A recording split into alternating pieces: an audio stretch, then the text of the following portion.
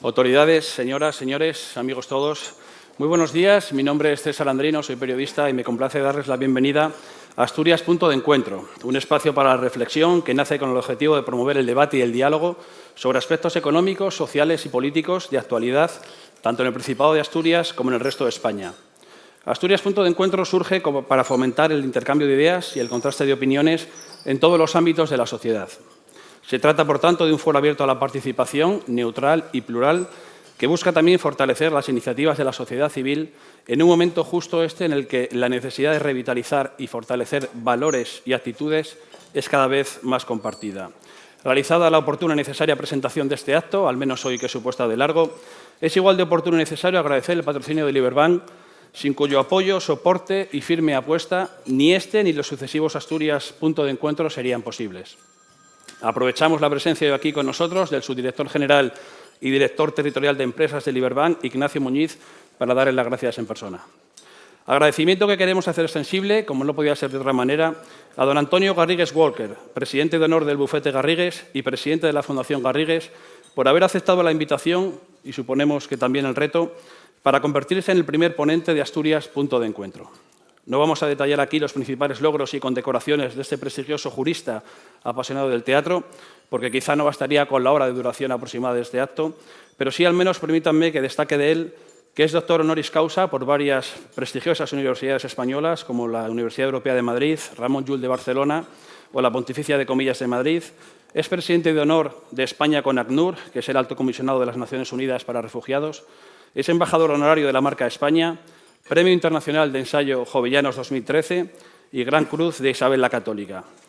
Es posible que estas breves pinceladas de su brillante y destacada trayectoria no le provoquen tanta satisfacción a don Antonio Garrigues Walker como su contribución al bufete de abogados que fundaron su padre y su tío allá por 1941. Hoy el bufete Garrigues cuenta con más de 1.800 profesionales trabajando por todos los rincones del mundo y goza de un prestigioso y una reputación ganados a base de mucho esfuerzo y dedicación y gracias a la aplicación de dos premisas que no tienen fecha de caducidad en el ADN Garrigues, que son el rigor y la excelencia. Presentado nuestro primer invitado, solo me queda recordarles que este es un encuentro, un acto participativo en el que todos ustedes pueden hacer cuantas preguntas estimen oportunas a nuestro ponente. Y podrán hacerlo por escrito a través de las hojas que ustedes tienen en cada una de las mesas. Finalizada la intervención del señor Garrigues, procederemos a la lectura de las preguntas que nos han hecho llegar. Es momento ya para iniciar nuestro primer Asturias Punto de Encuentro. Comienza con el turno de intervenciones el subdirector general y director territorial de empresas de Liberbank, Ignacio Muñiz. Muy bien, muchas gracias.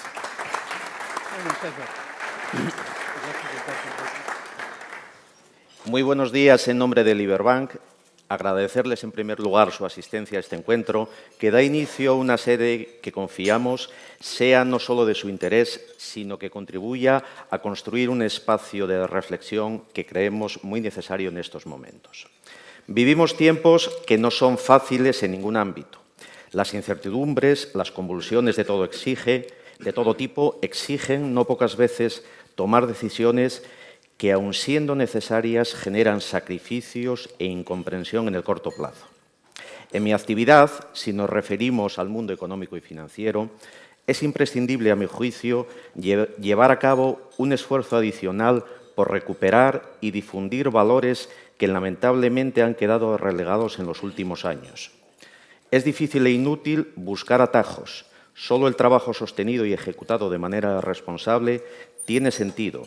Y si la austeridad es discutible, también el despilfarro y las malas prácticas son claramente condenables e insostenibles. Creo que los organizadores no podían haber encontrado mejor ponente para la puesta en marcha de esta iniciativa.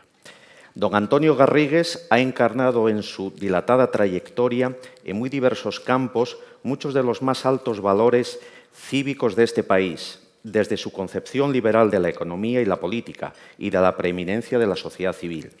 Todo ello ha desembocado en un reconocimiento generalizado a su persona y a su buen hacer. Una experiencia, por tanto, de la que muchos somos deudores, si se me permite la terminología bancaria, y que Liberbank se muestra encantado de acercarles hoy a todos ustedes. Muchas gracias.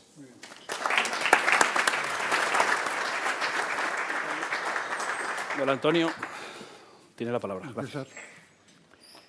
Pues que es un placer estar aquí. Realmente es un gusto inaugurar este punto de encuentro. Tengo en efecto 80 años. Me hubiera gustado un gesto de mayor incredulidad por su parte, pero me imagino que a lo mejor piensan que tengo más. Y como liberal, inaugurar un punto de encuentro como este es una cosa seria. La gente poco a poco empieza a reconocer que al final la calidad de la vida democrática depende de la calidad de la sociedad civil. Si la sociedad civil no tiene calidad, la democracia pierde inmediatamente la calidad.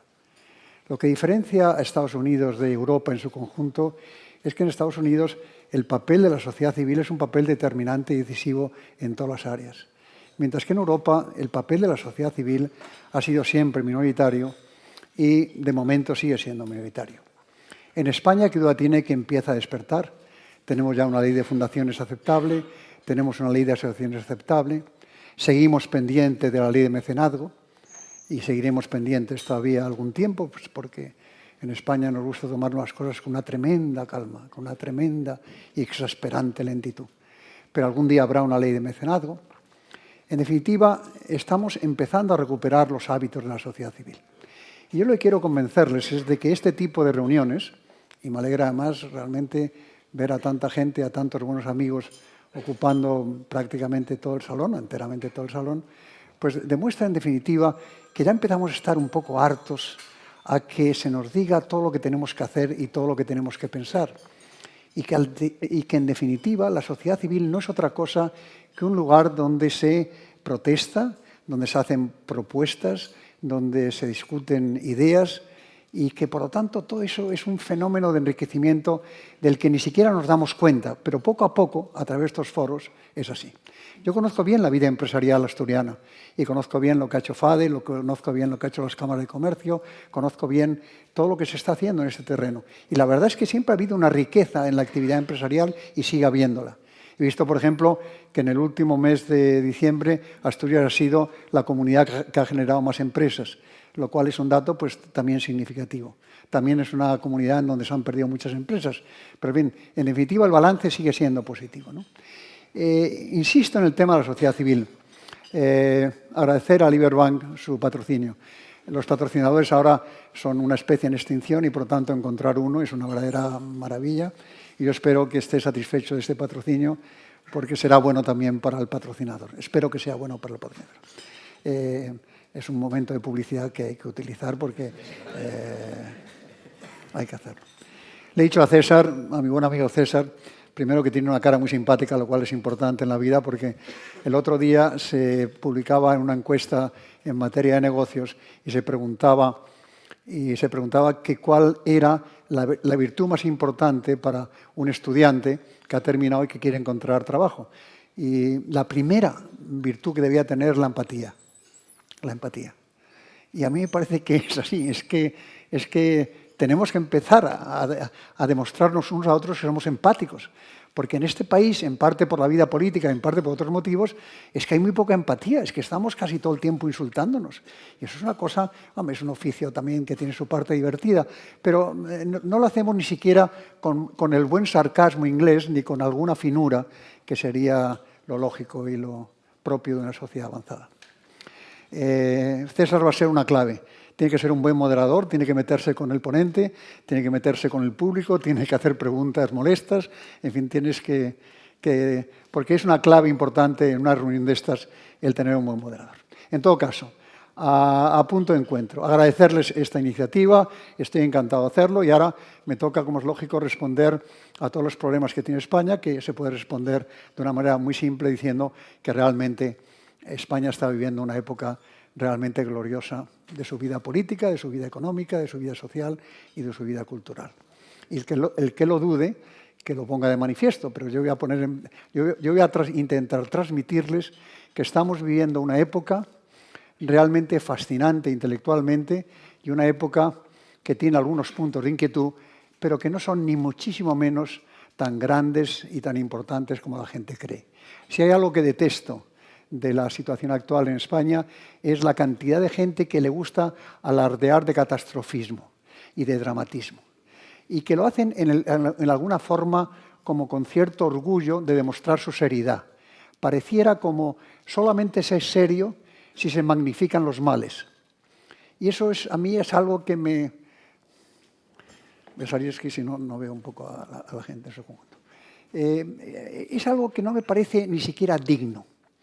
El encontrarte una reunión de empresarios en donde los empresarios inmediatamente ponen cara seria, de profunda inquietud por lo que esté pasando, pues no sé, con los nuevos partidos, o con el modelo territorial, o con el modelo económico, o con el crecimiento tal, me parece que eso no es propio ya de una situación. El otro día estuve en Nueva York en un debate con un buen amigo mío, que muchos de ustedes conocerán, que se llama Paul Volcker, en donde discutíamos las distintas manifestaciones de la crisis en Estados Unidos y en Europa, ¿no?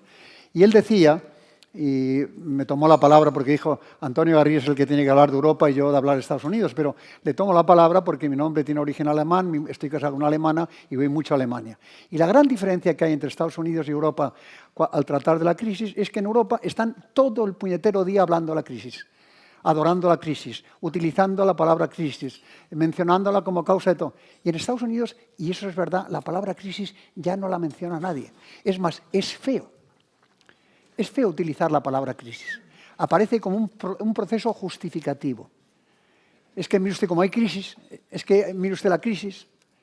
Esa respuesta permanente que damos, ¿cómo usted? Pues bien, pero sin entrar en detalles. O voy tirando, en fin. Hay como una especie de negatividad en los temas. Y el derecho que tenemos, especialmente la gente que estamos reunidos aquí, a quejarnos y a lamentarnos de la situación, es realmente mínimo. El mundo entero ha vivido y sigue viviendo una crisis que es posiblemente la más larga, la más profunda, la más dañina, la más dolorosa que ha vivido la humanidad. Posiblemente superior, desde luego en cuanto a intensidad y a largura, que la propia del 29. Pero por otra parte, es una crisis que, como todas las crisis, está empezando a pasar. Simplemente empezando a pasar, pero está empezando a pasar. Porque la historia de las crisis son historias de las crisis que aparecen y las crisis que se van. Y la humanidad está viviendo crisis, saliendo de las crisis sin parar. Tenemos un oficio para entrar en crisis y salir de las crisis maravilloso. No hacemos otra cosa que poner en marcha procesos de crecimiento que empiezan muy lentamente, muy suavemente, y de repente nadie sabe por qué hacen así y suben. Y en cuanto suben, al cabo del tiempo bajan. Esa ha sido la historia de las crisis en este mundo. Y esa va a seguir siendo la historia de las crisis. Y después de esta crisis vendrán otras, por descontado. Yo a la edad que tengo, 80 años, he vivido ya 5 o 6 crisis. Y todas ellas eran tremendas y todas ellas eran imposibles y tal cual. Y ya les anuncio que estamos incluso empezando a vivir ya otras crisis. Vamos a vivir una crisis, vamos a vivir una burbuja tecnológica en muchos lugares, vamos a vivir una burbuja inmobiliaria en otros muchos sitios, se está viviendo ya en muchos sitios. Luego, por lo tanto, que nadie se ponga muy nervioso con la situación y que todo el mundo intente ver cuál es su nivel de exigencia y cuál es su obligación. El título era Obligaciones y oportunidades del empresario. Y es que el empresario, en efecto, tiene que empezar a asumir obligaciones. Es decir, no todo van a ser derechos. Ciertamente que el empresario tiene derechos, pero que tiene que empezar a asumir obligaciones. Y la primera obligación, por descontado, es aumentar su nivel de exigencia. Pero, en concreto, ¿cuáles son las obligaciones de un directivo actual, de un directivo moderno, de un empresario moderno? ¿Qué es lo que tiene que hacer para demostrar su capacidad y su calidad como tal? En primer lugar, tener una mente global. Tema en el que insisto, pero la gente no lo acaba de entender. Y mente global quiere decir sentir que el mundo es redondo. Sentirlo, verlo. Comprar un globo terráqueo y manosearlo. Y darse cuenta que aquí está Kazajstán y Kirguistán, aquí está la India, aquí está África, aquí está Latinoamérica, y que su lugar es el mundo. Un empresario que crea que su lugar es España es que se equivoca. Es que los empresarios españoles han demostrado que se pueden hacer negocios y negocios maravillosos en estos momentos, en cualquier lugar del mundo, sin excepción. A mi edad, yo he vivido épocas, por ejemplo, en donde en Estados Unidos no había una sola inversión española. Y no estoy hablando de cuando yo tenía 20 años, porque serían muchos. Estoy hablando de hace 10, 12 años. En Estados Unidos prácticamente no había inversión española. Ahora sí hay. Y hay mucha. Y además en todos los sectores. y además de una manera decisiva, y además de una manera importante. Ya no es una inversión cualquiera, es una inversión significativa que todos los estados de la Unión están intentando atraer y buscar. España era cuenta en Estados Unidos. Tenemos además una comunidad hispánica, que es la minoría, la etnia minoritaria con más número de gente, incluida la negra.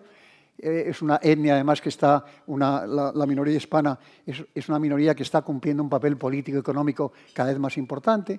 Tenemos unas posibilidades tremendas. Pero es que en África también tendríamos posibilidades tremendas. De los países que más van a crecer en el año 2015, la mayoría son africanos. La mayoría son africanos. La gente cree que son de otros países ricos. Los países ricos no van a crecer los países pobres en su conjunto. Y allí hay posibilidades de crecimiento tremendos. Un país como Nigeria, que es el segundo productor de películas del mundo, después de India viene Nigeria y después viene Estados Unidos, Nigeria es el segundo productor de películas del mundo, está desarrollando una capacidad de acción en todos los terrenos tremendas. En estos momentos, dentro de muy poco tiempo, el 80% de los africanos van a tener teléfono móvil, con lo cual se va a crear una estructura digital. Invertir en África es una posibilidad realmente maravillosa. ¿Por qué no la estudiamos? Pues porque España no le ha dado la gana de estudiar las cosas bien. Y no le da la gana de ver qué es lo que tenemos que hacer. Y no se da cuenta de que en África nosotros tendríamos unas posibilidades inmensas. No hablo de Latinoamérica porque es demasiado obvio que seguimos haciendo cosas y podemos seguir haciendo cosas. Al este no miramos bien, tenemos una especie de tortícolis y no vemos bien qué es China, no vemos bien qué es Japón, no vemos bien qué es India, no vemos bien lo que es Corea del Sur, que es un país fascinante, no vemos bien Indonesia, Tailandia, países realmente con crecimientos y con atractivos espectaculares. Pero el tema de la mente global parece que es como una especie de frase. Y ya no es una frase, es que es una realidad. Es que cualquier empresario puede estar permanentemente vigilando qué es lo que puede hacer en cualquier país del mundo. Si cualquiera de nosotros, me refiero incluso a la abogacía, a todo el mundo, podemos hacer negocios en cualquier lugar del mundo. ¿No lo queremos hacer? Pues no lo haremos, pero qué duda tiene que eso es así. Y estamos contentos porque, en efecto, nuestra balanza exterior ha mejorado, porque nuestras grandes empresas están ocupando sitios muy importantes, pero es que eso se tendría que aplicar a la mediana, a la pequeña empresa. Es que se puede hacer una labor de internacionalización, digamos, como 5, 6, 7, 8, 9, 10 veces superior a la que estamos haciendo. Mente global es la primera idea. El siguiente tema es el déficit tecnológico. En España creemos que estamos al día en el tema tecnológico, pero comparado con los países avanzados, sobre todo comparado con Estados Unidos, realmente el déficit tecnológico europeo y el déficit tecnológico español es tremendo. Nosotros creemos que dominamos las tabletas y los teléfonos. Comparados con los anglosajones, estamos a mundos de distancia. En primer lugar, porque todo el salto tecnológico, del cual ni siquiera somos conscientes ahora, lo han dado en Estados Unidos gente de 20 y 22 años. Es decir, no podemos olvidar que todo lo que estamos viendo ahora lo inventaron hace poquito tiempo unos muchachos de 20 y 22 años. Y eso no es exagerar, es que es así. Se fueron casi siempre al garaje de su padre, le dijeron que quitara los coches y montaron allí pues, Google, LinkedIn, Facebook, todo. YouTube, Wikipedia.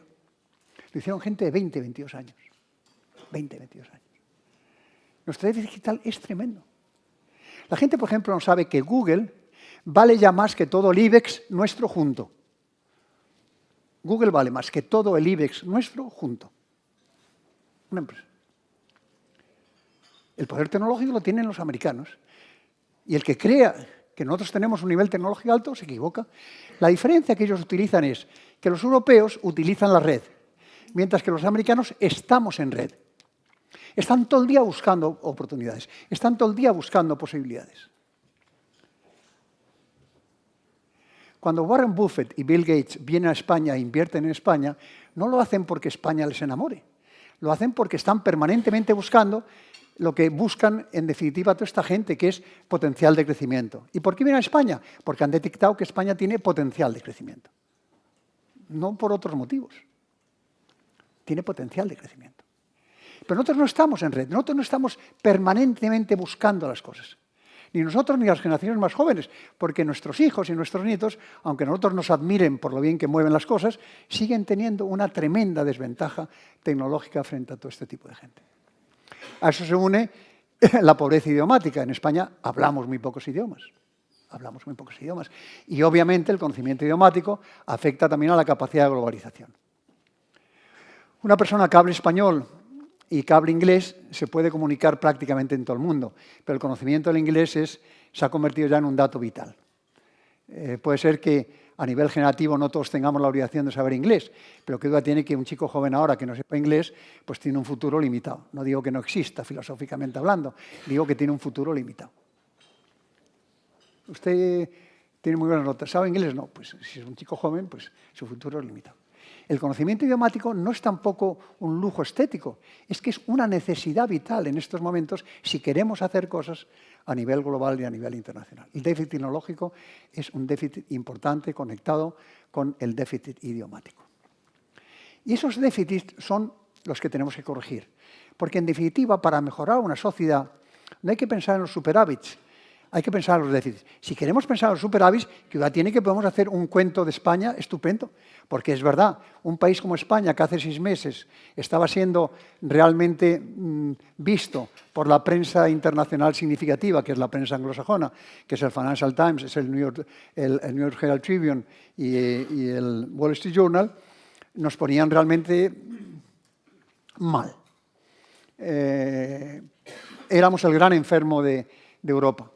Eso estoy hablando de hace 6 meses. Ahora resulta que no solamente no somos el gran enfermo de Europa, sino que ese título tan glorioso lo ha recuperado Francia, que es en estos momentos el gran enfermo de Europa, y va a ser el gran enfermo de Europa durante mucho tiempo.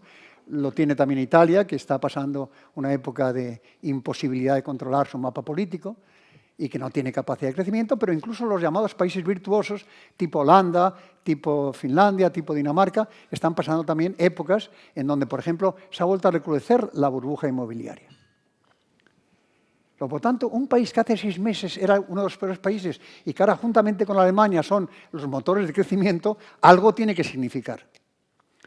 Que España esté mejorando sus datos macroeconómicos, algo tiene que significar. Pero lo que está claro es que lo que quería decir es que como nos quedemos contentos con lo que estamos haciendo ahora, estamos perdidos. Es decir, este es el momento de atacar. España tiene ahora un maravilloso momento para atacar, para hacer las cosas mucho mejor en todos los terrenos. Se me dirá, y con eso empiezo ya a terminar, ¿es que tenemos muchos problemas? Muy bien, sí. Ahora, usted, al decir que tiene muchos problemas, hará el ejercicio comparativo. Es decir, en estos momentos, ¿qué país no tiene problemas? En esta reunión con Estados Unidos, en esta visita a Estados Unidos, uno se da cuenta, por ejemplo, de que Estados Unidos está viviendo con un presidente que ha perdido las 2 cámaras, que tiene un poder ejecutivo muy limitado, pero que no puede hacer absolutamente nada en cuanto a las grandes ideas que tenía, que eran el tema de seguridad social, que es un tema que en Estados Unidos es un problema grave, el tema de migración y el tema de la mejora del sistema financiero que no está funcionando adecuadamente. En todo eso no puede avanzar. ¿Por qué? Porque el Partido Republicano domina las 2 cámaras y le quedan 2 años.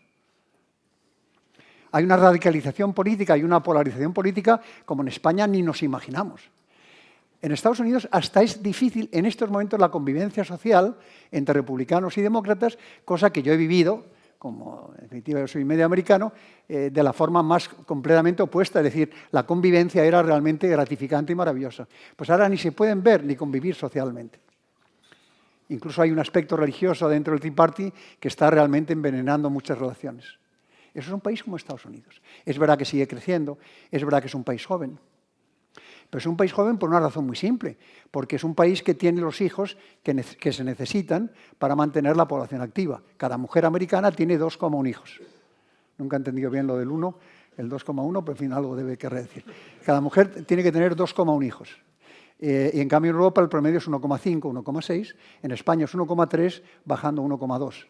Con lo cual, este año en España vamos a tener es el primer año de un ciclo histórico, vamos a tener más defunciones que nacimientos.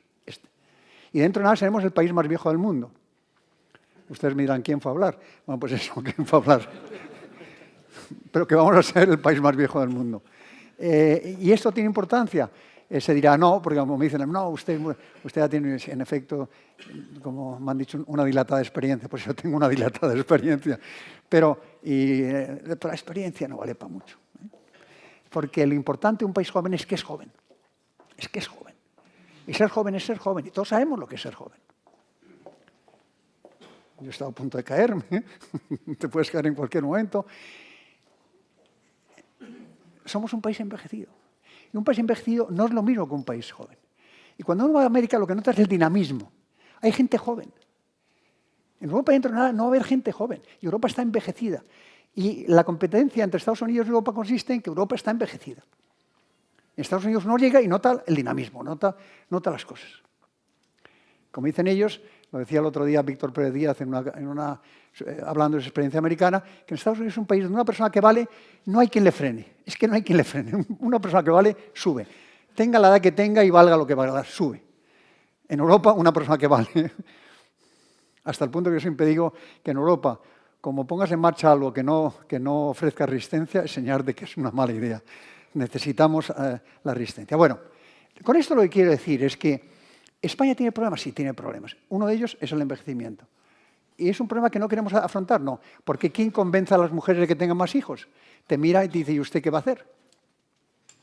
Usted, señor hombre, ¿qué va a hacer? En España sigue siendo una vergüenza que las mujeres tengan todavía que aceptar el embarazo como una limitación de su carrera profesional. Algún día se nos mirará como una sociedad y se nos avergonzará de que era una sociedad en donde la mujer no podía tener hijos porque eso afectaba a su carrera profesional. Y es verdad que en España una mujer que tiene hijos, eso le afecta a su carrera profesional. No puede ser. Entonces la mujer lo que nos dice es, pues mire usted, si afecta a la carrera profesional, no me pida usted que tenga hijos, porque yo quiero tener mi carrera profesional, quiero tener mi vida profesional, quiero tener mi fuerza profesional. ¿Contesta usted eso políticamente? ¿Cómo les convencemos? Malamente. ¿Tenemos un problema de modelo territorial? Sí, siempre lo hemos tenido. Siempre lo hemos tenido y siempre lo tendremos. Y siempre lo tendremos. Y habrá que convivir con ese problema del modelo territorial. Ese tema se va a resolver adecuadamente. Yo creo que, en definitiva, todo lo que está pasando tiene su parte positiva, su parte negativa, pero también tiene una parte muy positiva. ¿Qué duda tiene que los datos ahora son mejores de los que había, por ejemplo, hace 4 meses? ¿Y qué duda tiene que, como nadie está loco, todo el mundo acabará aceptando que ni Cataluña roba a España, ni España roba a Cataluña, y que, al contrario, Cataluña potencia a España y la potencia de una manera muy superior a lo que la gente cree, porque negar la importancia que tiene Cataluña para España sería estúpido, y España está potenciando clarísimamente a Cataluña. ¿Y ese tema se va a arreglar? Se va a arreglar. El País Vasco ya está prácticamente arreglado y prácticamente puesto en marcha y no pasa absolutamente nada. ¿Tenemos un modelo territorial? Sí, pero se va a arreglar, como es lógico. Han surgido nuevos partidos políticos, como era lógico. Es lógico. Y es bueno. La vida política también tiene algo de mercado político. En definitiva, en la vida política pues hay una competencia de formaciones políticas. Han surgido unas nuevas, como es lógico. ¿Y por qué es lógico? Pues porque los partidos políticos se habían separado de la ciudadanía, estaban perdiendo credibilidad, eran instituciones que aumentaban. Y entonces, inevitablemente, eso crea huecos en donde surgen nuevas ideas. Ha surgido Podemos, con un crecimiento sorprendente. Ha surgido Ganemos, con un crecimiento todavía más sorprendente. Y pueden surgir más. Pues yo creo que eso es bueno para que los partidos políticos clásicos y tradicionales se den cuenta de que tienen que reaccionar, de que tienen que mover el trasero, de que no pueden quedarse quietos, de que tienen que empezar a darse cuenta de que el diálogo forma parte de la vida democrática, que igual que se ha firmado un pacto antiyihadista, se puede firmar un pacto en temas de educación, en temas de justicia, en temas de sanidad, que el diálogo merece la pena, que el bien común merece la pena, que el interés nacional merece la pena. Se van a dar cuenta. Y por tanto eso es bueno. Pero ¿qué pasa además si estos partidos llegan al poder? Que es posible que lleguen al poder, no pasa nada. Primero porque el poder modera mucho. Que lo sepan ustedes que el poder modera mucho. Una cosa es hablar y otra cosa es... el poder modera mucho. Pero dicho esto, lo que van a ofrecer es una nueva dinámica, son nuevas ideas, y vamos a tener que acostumbrarnos a un nuevo diálogo político. A lo mejor ese efecto va a ser menos importante del que aparece ahora. Pues es posible. Yo no creo que vaya a desaparecer en absoluto. Y por lo tanto, tanto en las autonómicas, en las andaluzas primero, después en las autonómicas, después en las municipales y por fin en las catalanas el 23 de septiembre y por fin en las generales, si es que genera este año, pues vamos a ver qué pasa el efecto. Este año 2015 va a ser, por una parte, una lata, porque claro, son solamente 4 o 5 elecciones, pero nos van a parecer como si fueran 40 o 50, porque es que no vamos a salir de una para meternos en otra. Y es que eso, la gente no se da cuenta del coste económico que eso tiene. El coste económico que eso tiene, el coste de mantener un país vivo en el tema electoral, tiene un coste económico, porque se paralizan las decisiones, porque nadie toma decisiones, y todo eso tiene coste económico. ¿Las hemos querido concentrar un año? Pues bendito sea Dios, pero en fin. Y unas las hemos adelantado mucho y otras las hemos... En fin, convocar unas elecciones para el 27 de septiembre hay que tener... Y adelantar unas al 27 de marzo, que es mañana, pues... Ahora, todo eso no pasa nada. Eso comparado con los problemas que tiene Francia, en donde resulta que el primer partido del país, de un país tan culto como Francia, es un partido xenófobo, racista, como el Frente Nacional de Marine Le Pen. Es el primer partido de Francia, primer partido. En España no tenemos ni un partido de extrema derecha. Tenemos una vida política muy moderada, tenemos una vida política muy continuista. En Italia no hay manera de arreglar el mapa político. No hay manera. ¿De qué nos quejamos? ¿De qué nos quejamos? Este país ha aguantado a pie, con una resiliencia increíble, una crisis durísima. No se han aumentado los índices de inseguridad. La gente ha soportado todo lo que ha podido. Ciertamente ha sido el colchón familiar, ciertamente que ha habido trabajo negro. Pero es un país que ha soportado todo con verdadera fuerza. Ahora se ve un poquito de esperanza, se ve un poquito de luz. Ya sé que es poca esperanza y poca luz, muy bien. Poca esperanza y poca luz, pero mucha más luz y mucha más esperanza que la gran mayoría de los demás países. ¿Tenemos derecho a quejarnos? ¿A protestar? ¿De qué? Lo que tenemos es la obligación de intentar hacer todavía mejor las cosas que hemos hecho. ¿Que nos hemos internacionalizado? Seguro. Ahora, ¿que ese grado de internacionalización es insuficiente? No tiene duda. Es decir, comparar, por ejemplo, la presencia de España en el este, que va a ser el dato básico del futuro, no tiene duda. Tenía aquí una estadística que les aconsejo que miren de vez en cuando. Poniendo 100 Global, 100 Global, sale una encuesta, una descripción del mundo que hacen todos los años, y el ejercicio es el siguiente, es reducir a un pueblo de 100 habitantes toda la humanidad, aplicando todas las escalas adecuadas, es decir, coger toda la humanidad y reducirla a un pueblo de 100 habitantes. Bueno, pues en ese pueblo de 100 habitantes había 50 hombres y 50 mujeres. Ha descendido el número de mujeres. 51 vivirían en ciudades, 49 en el campo. Todavía se mantiene esa diferencia que irá aumentando en favor de las ciudades. El dato importante es que de ese pueblo de 100 habitantes, 60 serían asiáticos. Luego, por tanto, abandonar el eje asiático y no tener en cuenta el eje asiático es un error profundo. El eje asiático es decisivo. 15 africanos, países, como he dicho, que están creciendo y que están mejorando. 11 europeos, 9 latinoamericanos y 5 norteamericanos. 33 serían cristianos y, por tanto, una gran mayoría serían no cristianos. Dato importantísimo. ¿Cuál sería el primer idioma de ese pueblo de 100 habitantes? El primero sería, 12 de esos 100 hablarían chino, 5 español, 5 inglés, 5 árabe, 3 indio, 3 bengalí, 3 portugués, que es un idioma que yo no sé por qué en España despreciamos. Y es un idioma que tiene una influencia mundial también muy significativa. Y todos los portugueses hablan español y nosotros no hablamos portugués. Ni siquiera sabemos decir Lisboa, como hay que decir lo que es Lisboa. Ni siquiera eso.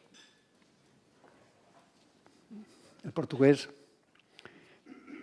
Y después de estos, 62 hablarían otros idiomas, incluyendo el francés y el alemán, que solo tendrían uno. Si lo digo para que se vea el mundo cómo es. 48 vivirían con menos de 2 dólares al día, dato malo, y 1 de cada 2 niños viviría en la pobreza. Ese es el mundo actual. Y en ese mundo estamos, en ese mundo tenemos que vivir, ese es el mundo que tenemos que aceptar todos los cambios tecnológicos, por grandes que seas, tenemos que saber lo que es el grafeno, porque vamos a la civilización del grafeno. Antes el diamante era el mineral más duro que había en la humanidad, el grafeno es 200 veces más duro que el diamante. Es un material que se autorrecupera y que se autocorrige en todos sus defectos. Habrá que hablar de la inteligencia virtual. Stephen Hawking acaba de decir, como se desarrolle mucho la inteligencia virtual, la humanidad desaparecerá. Eso dice Stephen Hawking. pues tendremos que aceptar todo ese tipo de cambios y no solamente aceptarlos, sino pensar que la idea de que todo va a cambiar y que todo está cambiando no es una idea negativa, sino maravillosa. Y por eso este foro nace en una época inquietante y maravillosa y yo le deseo la mejor suerte. Gracias.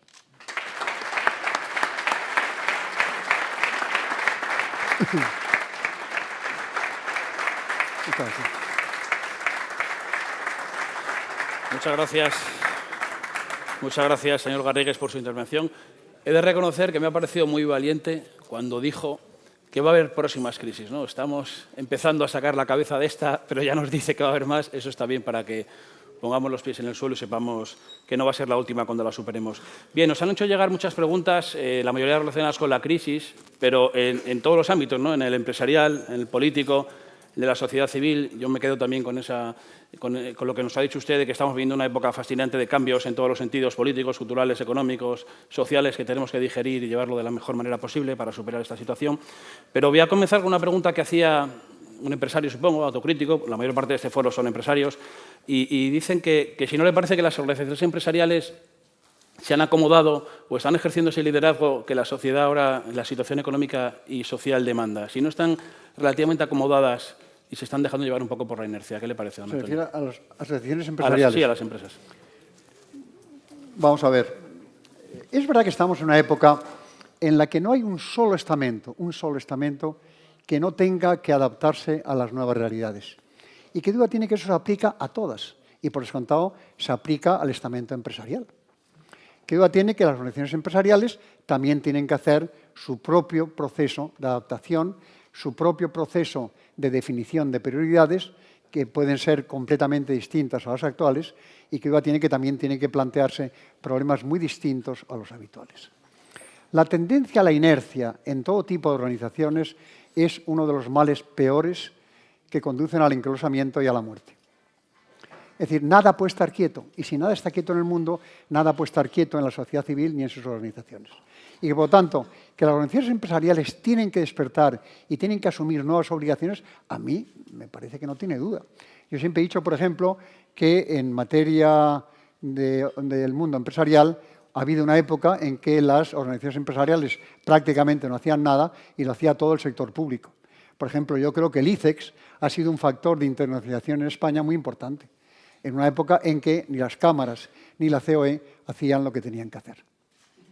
Ahora las cosas están empezando a cambiar, pero solamente empezando a cambiar, Yo creo, en efecto, que las organizaciones empresariales tienen también que asumir sus nuevas obligaciones, igual que todos los demás, pero me estoy refiriendo absolutamente a todo. Ahora vamos a tener un congreso de la abogacía, en donde la abogacía, lo que vamos a plantear, sobre todo lo que voy a plantear yo como ponente general, va a ser que el mundo jurídico se está quedando completamente atrás de la revolución tecnológica y completamente atrás de la revolución científica.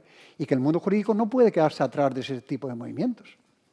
Tiene que estar, no digo al frente, porque no somos capaces de estar al frente, la rapidez de cambio es tremenda, pero tenemos que hacerlo. El problema está en aceptar, no solamente que es una época de cambios o que es un cambio de época, es que la rapidez del cambio es muchísimo mayor del que pensamos. La gente cree que no, que todavía tenemos mucho tiempo, y es mentira. Los cambios pueden dejarnos sin suelo en cualquier momento. Y por eso tenemos que ver lo que pasa en China, lo que pasa en todo el mundo, tenemos que tener esa mente global. Y eso, en efecto, la pregunta está bien hecha, es decir, ¿lo que usted ha dicho se aplica también a las organizaciones empresariales? Por descontado que sí, sin duda de ningún tipo.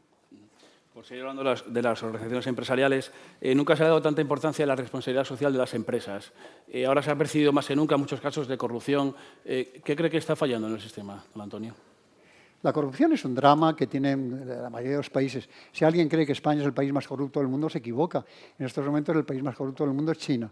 ¿Por qué? Porque China tiene un proceso de crecimiento económico acelerado y en todos los procesos de crecimiento económico acelerado hay corrupción.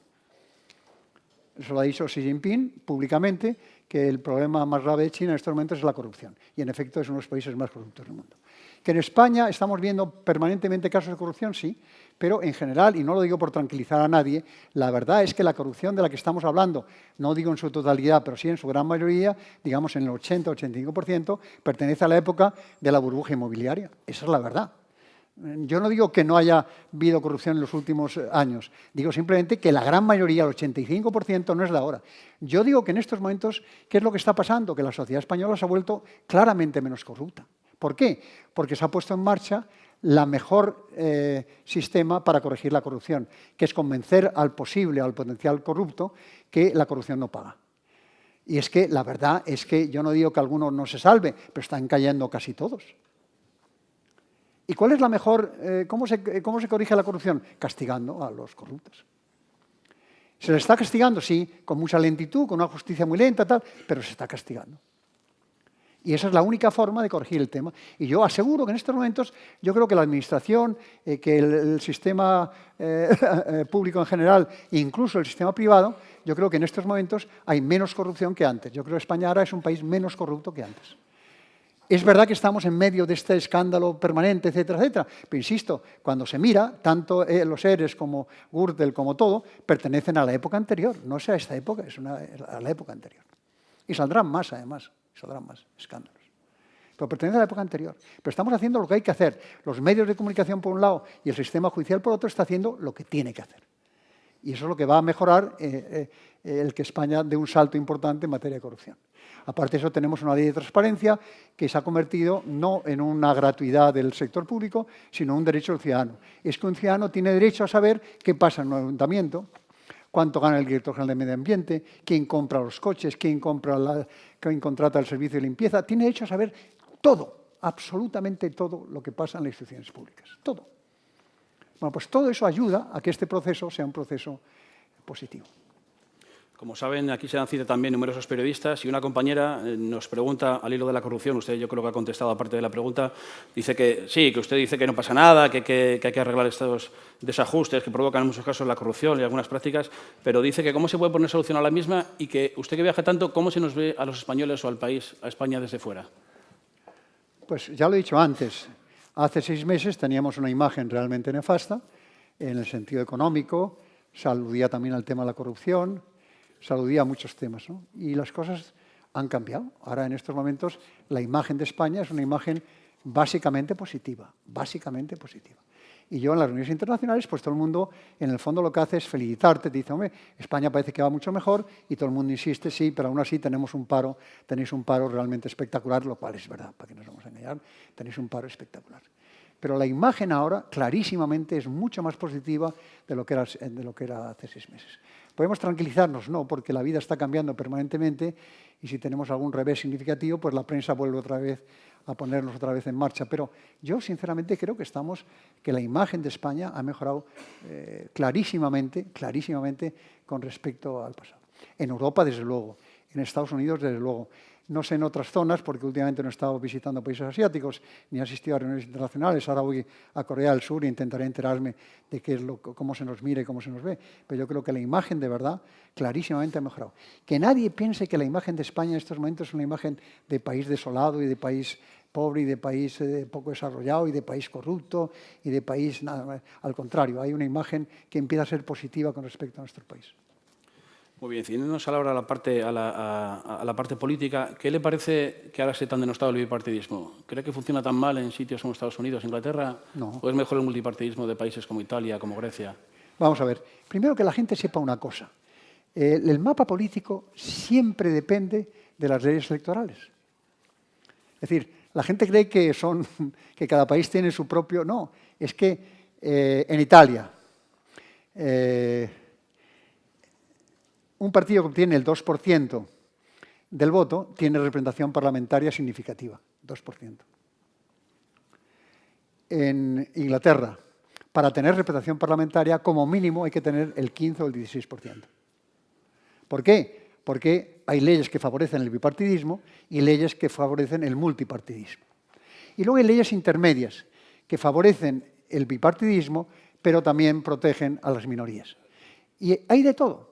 Y España no tiene una ley que se pronuncie en favor del bipartidismo, pero también tiene protección de minorías, tanto minorías nacionalistas como otro tipo de partidos. Y eso es lo que define el mapa político. Pero que nadie crea que los mapas políticos dependen de la decisión de los ciudadanos, dependen del mapa electoral, dependen de la ley electoral, pura y exclusivamente de la ley electoral. Ahora, ¿que en España sería bueno tener una ley que favoreciera radicalmente el bipartidismo? Pues puede ser. Yo no lo creo. Y yo creo más en la riqueza y en el control de ese bipartidismo. Pero ahí sí que podemos estar debatiendo durante todo el curso de este punto de encuentro. Pero, insisto, para que se sepa, los mapas políticos responden al tipo de leyes electorales. Si hay una ley electoral que protege a los partidos nacionalistas, habrá partidos nacionalistas en el Parlamento. ¿Sí o no? Si hay una ley que protege el bipartidismo, como es la ley española básicamente, habrá una tendencia. ¿Por qué? Porque se multiplica el efecto según se acumulan votos. Eso lo ha dicho 1000 veces el Partido Comunista, que ellos para sacar un escaño tienen que sacar 3 o 4 veces más votos que otros partidos. Esas son las leyes que favorecen el bipartidismo. Y eso es lo que tenemos. Ahora, ¿cuál hacemos? Pues si quieren ustedes hacemos una encuesta ahora y decidimos el mapa político. Pero eso es lo que quería explicar. Usted que dedicó parte de su vida a la política y que en su momento calificó la operación reformista de lo que usted formó parte como un esplendoroso fracaso, ¿ve esas ideas que usted defendía en alguna opción política a día de hoy? Es que fue un esplendoroso fracaso, realmente.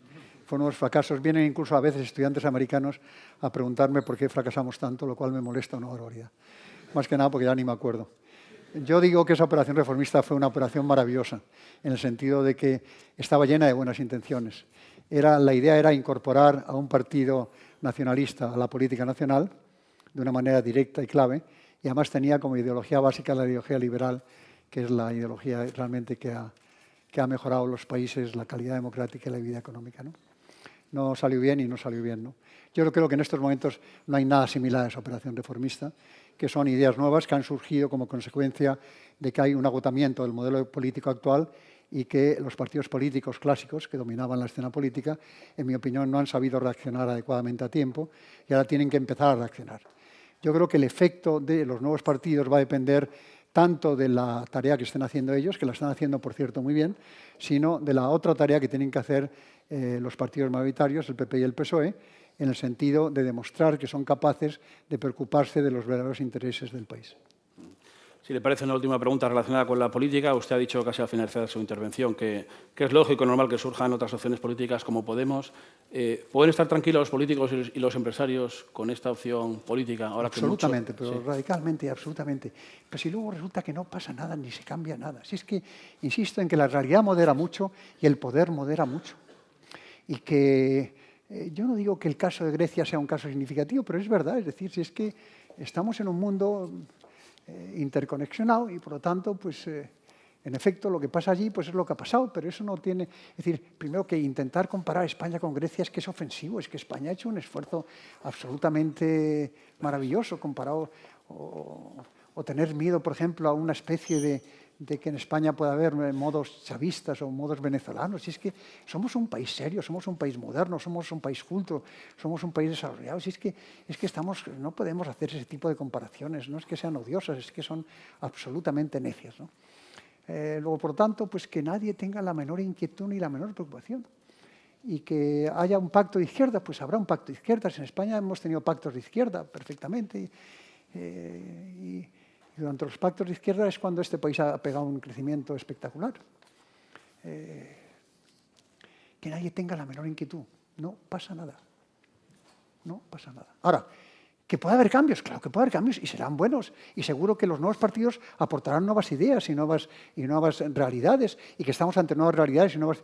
Ahora, tendrán también que adaptarse ellos mismos también a las nuevas realidades, nuevas circunstancias. Porque, insisto, hablar es fácil, pero hacer ya es una cosa un poco más puñetera, un poco más difícil. Pero hablar... Otra pregunta, otra cuestión que le interesa a compañeros periodistas.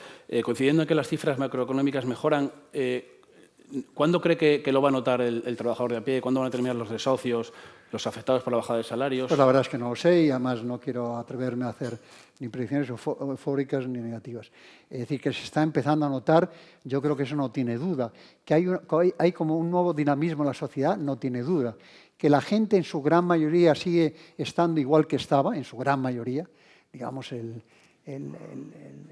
75, el 80%, sigue estando igual que estaba, yo creo que eso nadie lo duda. Y por lo tanto, a esa persona intentar convencerla de que eso está mejorando, cuando lleva ya 5 o 6 años pasando la pena negra, pues es un ejercicio absolutamente estéril, es absolutamente estéril, ¿no? Es ahí donde yo creo que tenemos todos que empezar a demostrar que estamos en una época donde la solidaridad tiene que engrandecerse. La solidaridad siempre es grande, pero es que ahora tiene que hacerse todavía más grande y todavía más profunda, pues porque en efecto sigue habiendo un altísimo porcentaje de la sociedad que ha vivido sin esperanzas durante mucho tiempo y que sigue sin tener ninguna razón para tener esperanzas claves a corto plazo. Eso es lo que tenemos que ser conscientes. Y que, por lo tanto, todas estas buenas noticias que se nos están dando sobre el paro y la reducción del paro y la mayor afiliación a la seguridad social no son malas, por descontado, en todo caso buenas, ¿no? Pero que obviamente todo el mundo reconoce que no son suficientes y en efecto es que no son suficientes. Y que yo comprendo y me pongo en la piel, o intento ponerme en la piel, que es casi imposible, de la persona que ha sufrido durante 7 años la pobreza y la austeridad y que ve como sus hijos no tienen la educación que deben tener ni la sanidad que deben tener, comprendo que a esa persona ya le podemos cantar misa que no nos va a hacer caso. A ver, es pregunta ya, por centrarnos un poco en el territorio, en el Principado de Asturias. Hay algunas preguntas que tienen que ver un poco con nuestra comunidad y quieren saber qué percepción tiene usted de Asturias, cómo se ve Asturias y si tenemos un papel importante en España como región. Bueno, yo las preguntas las pasaría a los asturianos, por eso, porque yo no me conozco bien la estructura económica. Me he venido aquí todos los años, al menos 2 o 3 veces, he hablado con los empresarios y más o menos sé el tema, vigilo los datos. Me ha gustado el dato de que ha sido la comunidad más dinámica en cuanto a creación de empresas, por ejemplo. Me parece un dato importante y significativo, ¿no? Yo creo que Asturias siempre ha tenido una estructura económica sensata, en el sentido de que el sector agrícola, el sector de servicios y el sector industrial pues están bastante equilibrados. Tuvieron su fase negativa, en donde el sector industrial era dominante, y luego ahora pues ese fenómeno se ha sabido corregir, y ahora se vuelve a una economía pues digamos, más equilibrada y más sensata, ¿no? ¿Qué duda tiene que, obviamente, habrá que hacer más en el sector turismo, donde se ha hecho bastante y bien? Pero yo creo que se puede hacer muchísimo más en ese terreno, porque realmente las cifras de turismo que tiene España son cifras realmente escandalosas, son cifras como nunca se han producido en la vida histórica. Realmente hablar de 65 millones de turistas en un año, yo no sé dónde están, deben estar ocultos en los hoteles o lo que sea, pues 65 millones de personas, además de los 40 y tantos que somos nosotros, realmente, yo no sé dónde están, ¿no? Y yo creo que la cuota que le corresponde a Asturias es una cuota más alta. Luego, por tanto, en definitiva, creo que el sector turismo se puede mejorar, el sector servicios se puede mejorar. Es decir, que todo es mejorable, pero yo creo que en estos momentos Asturias está pues, justamente en ese grado promedio entre todas las comunidades y que, por lo tanto, pues, obviamente lo que tiene que hacer es intentar mejorar. Y para eso estamos aquí. Don Antonio, ¿se pueden saltar etapas en el desarrollo de la región? Lo digo porque un invitado pregunta que quizá en Asturias estos últimos años se ha volcado demasiado las infraestructuras físicas, en el AVE, en autopistas, aeropuertos, y quizás se han dedicado mucho menos recursos y peso a las tecnologías. ¿Ese puede ser el reto para si les cuento de otras comunidades, ese fenómeno es el fenómeno general de toda. Y eso es lo que dicen los europeos cuando nos ven, ¿no? Que vienen a una comunidad como Asturias, una comunidad como Galicia y ven que tiene un tipo de infraestructura que no tiene prácticamente ninguna otra comunidad en Europa, porque esa es la verdad, además eso es auténticamente la verdad. Que ha habido una desproporción de infraestructuras que realmente son vitales para la creación de riqueza y la propia determinación de la riqueza, no tiene duda, y que en efecto ahora tenemos que establecer, por eso he hablado siempre, de que al final todo va a ser, como ya se sabe que los presupuestos nunca dan para todo, al final todo consiste en ser inteligente, en fijar prioridades. Pues ese es el problema de la comunidad asturiana y ese es el problema de los empresarios asturianos y de la clase política asturiana, determinar cuáles son las prioridades. Pero eso yo ahí ya no puedo entrar. Para mí, esa es la respuesta. Nos dijo antes de la importancia de que la gente joven se forme, de que estudie, de que aprenda nuevas tecnologías, la importancia de empresas como Google a nivel mundial. Y un invitado se pregunta qué papel puede jugar la universidad en este. La universidad tiene que cumplir también. Cuando hablamos de estamentos, antes he dicho, las organizaciones empresariales tienen también que reformarse. Es que las universidades, todo el mundo sabe que las universidades españolas tienen que mejorar radicalmente, que tienen que superar esta época endogámica, que, por ejemplo, en las universidades españolas no puede haber profesorado extranjero, es que no puede ser. Si es que dice, bueno, es que mire usted es así, bueno, será así, pero no puede ser. Es decir, en una época global no puede haber universidades que no tengan profesorados extranjeros.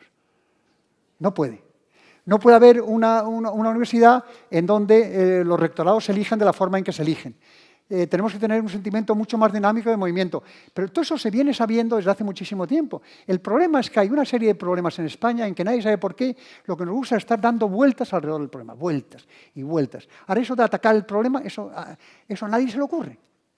Pero dar vueltas, Somos expertos. Es decir, podemos dar vueltas al tema universitario 1000 veces. Se nos dice, de las 200 universidades del mundo no hay ninguna española. ¿Buen dato? Pues no es dato. ¿Podría haber más? Seguro que podría haber más, seguro que podría haber más. ¿Qué hay que hacer? Flexibilizarlas, abrirlas, dotarlas de más libertad, de capacidad de acción. Ahora, ¿que no lo hacen? Es que no lo hacen. Es que no lo hacen y no lo hacen. Y uno habla con ellos y te dicen que sí, te miran y te dicen necesariamente que sí. Que sí, que tienes toda la razón, toda la razón. Y una vez que te ha dado toda la razón, en España tenemos una tendencia a quedarnos contentos porque en España lo que nos gusta es tener la razón, eso reconozcámoslo. Es tener toda la razón, si posible. Bien, estamos a punto de finalizar, pero si le parece vamos a hablar de otra cuestión importante. Usted ha destacado durante su intervención numerosas veces de la importancia de la sociedad civil, de que es la base de una buena democracia, que en España, gracias a Dios, tenemos una buena sociedad civil. Pero ¿le parece que la sociedad ha perdido ciertos valores o es que esos valores han cambiado y ahora tenemos que amoldarnos todos? Que los valores cambian, eso no tiene duda. Y también cambian todo, cambia absolutamente todo. Google y LinkedIn han hecho una oferta a las mujeres jóvenes en el sentido de que para que no pierdan su carrera profesional, les financian la congelación de embriones hasta que cumplan la edad de 42 o 43 años. Pues es un cambio de valores. Es decir, que una mujer joven diga, como no quiero perder mi carrera profesional, me congelan los embriones y tendré el hijo cuando yo tenga 42 o 43 años, es decir, en una época de madurez. Bueno, para mí es una juventud estupenda, pero digo, en una época para la mujer de madurez, pues es así. ¿Han cambiado los valores? Sí. En todos los procesos de cambio, lo que tenemos que tener en cuenta es que hay cosas que cambian y no cambian. Las formas cambian, y profundamente, pero hay valores de fondo que no cambian. El otro día alguien dijo en una reunión, y es verdad, que un poema amoroso del siglo XIII es igual que un poema amoroso del siglo XXI. Hay sentimientos como el amor, como la envidia, como el odio, como la pasión, que no cambian. Ahora, los valores básicos siempre son los mismos. Es decir, a una persona lo que se le pide es integridad, es autenticidad, es bondad. Esos valores siempre van a permanecer. El que crea en estos momentos que siendo menos ético va a tener más posibilidades, se equivoca. Si un joven dice, hay que aprovecharse de las circunstancias y hay que... se equivoca. La gente quiere gente más ética, más íntegra, más auténtica. La gente, cuando encuentra una persona de la que según no se puede fiar, esa frase que se utiliza tanto en política de poner mi mano en el fuego, pues eso, lo de poner, es decir, qué tranquilidad nos da cuando encontramos una persona que uno dice, yo de esta persona me fío 100%. Esos son los valores importantes. La integridad, la autenticidad. Ahora, ¿que hay cambio de valores? Sí, pero es decir, hay valores formales que cambian, obviamente. Pues algún día nos quitaremos la corbata, seguro. ¿Cuándo? No sé, pero llegará ese día. Será una liberación del ser humano y del hombre tremenda. Nos dará una visión un poco más flexible de la vida. Pero son cambios formales. Pero los cambios de fondo son los mismos. Que es, en definitiva, como se pedía en el Renacimiento, primero, ¿qué se nos pide? Conozca usted el saber de su tiempo. Pues es lo que le digo. Ahora, tenemos que conocer el saber de nuestro tiempo. ¿Cuál es nuestro tiempo? Y luego lo que se nos pide es ser íntegros, ser auténticos, hacer las cosas bien. Es que además es verdad que los mafiosos son estúpidos. Es que al final, primero que casi todos caen, y casi siempre por razones fiscales. Y luego además que es que no lo pasan bien. Si es que la persona que la pasa bien es la persona íntegra, la persona auténtica. Esa persona lo pasa bien. La que está conforme consigo mismo lo pasa bien. El que no está conforme consigo mismo lo pasa mal. Y los mafiosos lo pasan muy mal. Aman mucho a su madre, pero lo pasan muy mal. Y una última cuestión, si le parece. Hace más o menos año y medio, usted en un acto también en Asturias dijo al auditorio, bueno, les preguntaba, lanzaba la pregunta, ¿ustedes creen que la humanidad habría aprendido algo de esta crisis? Y usted mismo les contestó, seguramente no. Año y medio sigue pensando lo mismo, que no se ha aprendido nada. No, las crisis no se aprende, porque sería ya demasiado. Una humanidad que aprendiera la crisis y que permitiera un crecimiento continuado, sano y profundo, sería una humanidad intolerable. Intolerablemente aburrida, quería decir. No. Quiero decir con esto que el ser humano es humano y que la crisis forma parte de la conciencia de la humanidad. Por ejemplo, cuando hablo de que hay ya crisis en potencia, ya la gente lo reconoce. Por ejemplo, todo el mundo sabe que va a haber una burbuja tecnológica. ¿Por qué? Porque cuando los valores tecnológicos han aumentado un 70%, pues eso no puede ser. Es decir, un aumento del 70%, eso no puede ser, porque llevan luego al del 140% y así sucesivamente. Y es lo que va a pasar, y lo van a ver ustedes en las próximas semanas. Las crisis forman parte del sentimiento de la humanidad. La codicia, que es un sentimiento humano, genera ese tipo de movimiento. E insisto en que las crisis siempre son lo mismo. Se entra en la crisis muy rápidamente, es decir, hay un bajón, y luego se sale de la crisis muy poco a poco. Y se sigue con un proceso muy lento hasta que de pronto se acelera el proceso. Y luego, en cuanto se acelera excesivamente el proceso, crea. De modo que... Ahora, yo creo que si aquí preguntamos a mano alzada, ¿usted cree que ya nunca habrá ninguna crisis? Nadie levanta la mano. Como la levanta alguien, me lleva un susto de muerte. Bueno, señores. Muy bien, señor Garrigues. Pues solo me queda darle las gracias por haber aceptado la invitación. Muchas gracias. Muchísimas gracias. Gracias, don Antonio. Ha estado muy bien. Gracias. Termina aquí nuestro primer Asturias Punto de Encuentro. Solo me queda darles las gracias por haber participado, acompañarnos hoy, haber participado, y les emplazo al próximo Asturias Punto de Encuentro. Próximamente recibirán información sobre nuestra próxima cita. Buenos días.